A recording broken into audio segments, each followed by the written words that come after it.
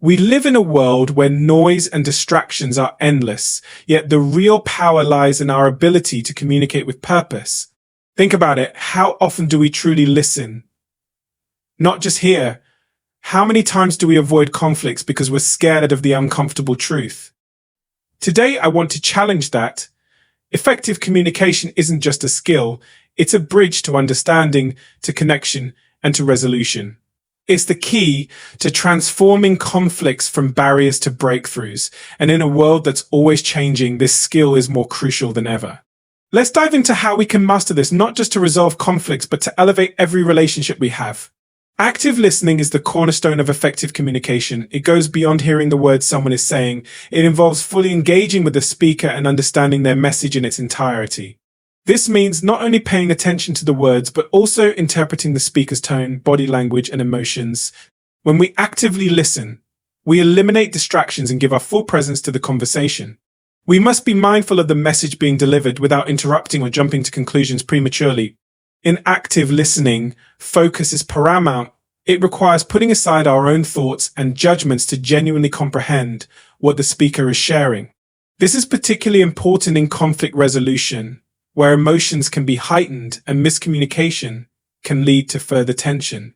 By listening carefully, we create an environment of trust and respect, making the other person feel heard and valued. Moreover, active listening means asking clarifying questions when something isn't clear. Rather than making assumptions or reacting hastily, we should seek to understand the speaker's perspective fully. This not only helps in resolving misunderstandings, but also allows us to respond thoughtfully, instead of reactively. In addition, active listening demands patience. It's easy to become impatient or distracted, especially when we feel we already know what the other person will say. But true listening requires giving the speaker the time to express themselves fully. The more effort we put into understanding someone else's point of view, the more likely we are to find common ground, even in the midst of conflict. This practice builds stronger, more meaningful connections and ensures that communication remains productive rather than divisive. Empathy is the ability to understand and share the feelings of others. It goes beyond sympathy, which is feeling sorry for someone, and into truly stepping into their shoes to experience their emotions and perspectives. In communication, empathy fosters an environment of trust and respect, which is crucial in both personal and professional settings. When we practice empathy, we open the door to deeper understanding and connection, even in challenging situations. Empathy requires active effort. It involves listening not only to what is being said, but also to the emotions behind the words. When we empathize with someone, we acknowledge their feelings and validate their experiences.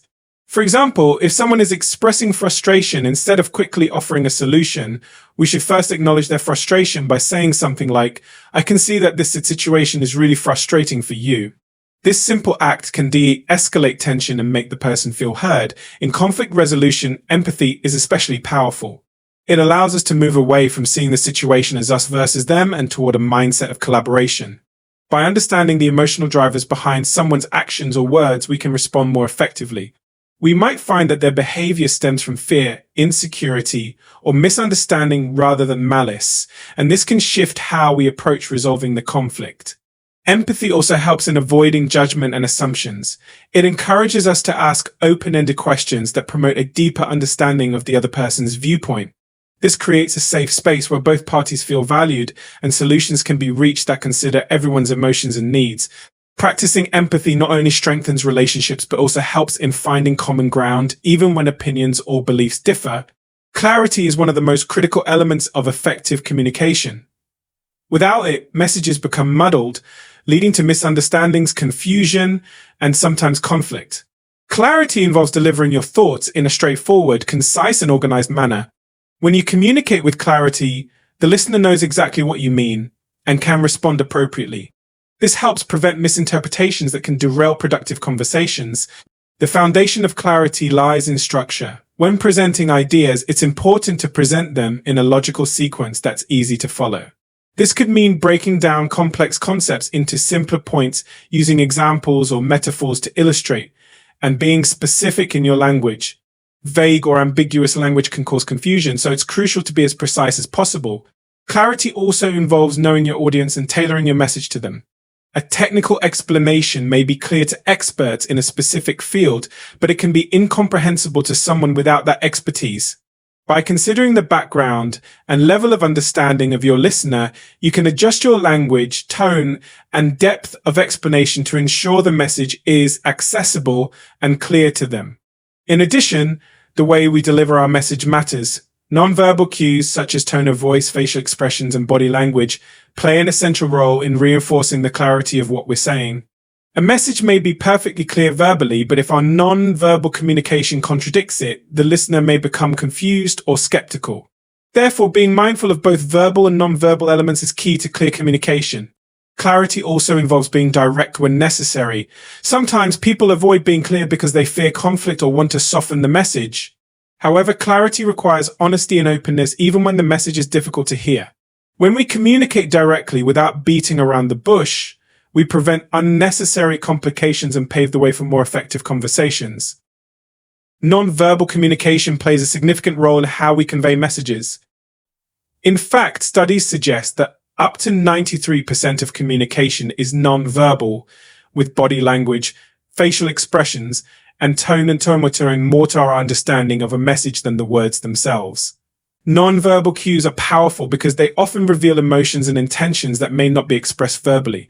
This makes them essential to effective communication, especially in situations where words alone may not fully capture the speaker's feelings or message.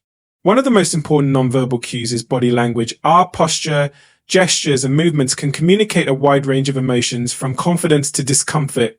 For instance, crossed arms may suggest defensiveness or resistance, while open, relaxed posture typically signals receptiveness and engagement.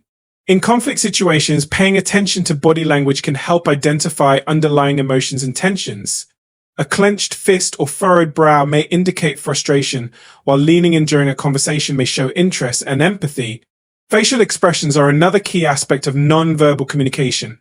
They can convey a wide array of emotions, often more accurately than words.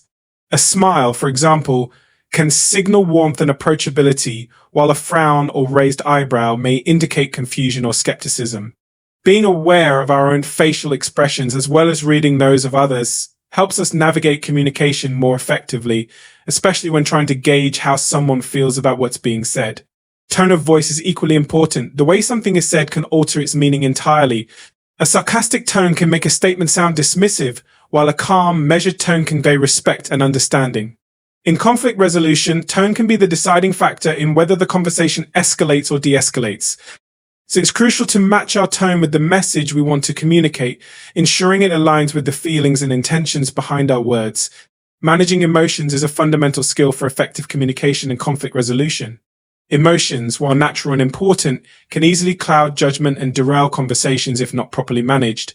In moments of stress, frustration, or anger, it becomes difficult to communicate clearly or make rational decisions. This is why emotional regulation plays a crucial role in maintaining productive and respectful dialogue, especially during conflicts. The first step in managing emotions is recognizing them. Being aware of what we're feeling allows us to take control of our emotional responses. It's common for people to react impulsively when emotions are high, but taking a moment to pause, breathe, and reflect can help us gain clarity.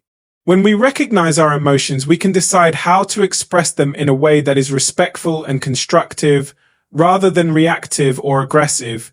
It's also essential to understand the emotions of others. When we sense that someone is upset or frustrated, we can adapt our approach to ensure they feel understood. This could involve using calming language, offering validation, or giving them space to express themselves. By managing our own emotions and responding sensitively to others, we foster a sense of safety and mutual respect, even in tense situations. Another key aspect of emotional management is staying calm under pressure. In conflict situations, it's easy for emotions to escalate and tempers can flare. However, maintaining composure helps de-escalate the situation, preventing it from spiraling out of control.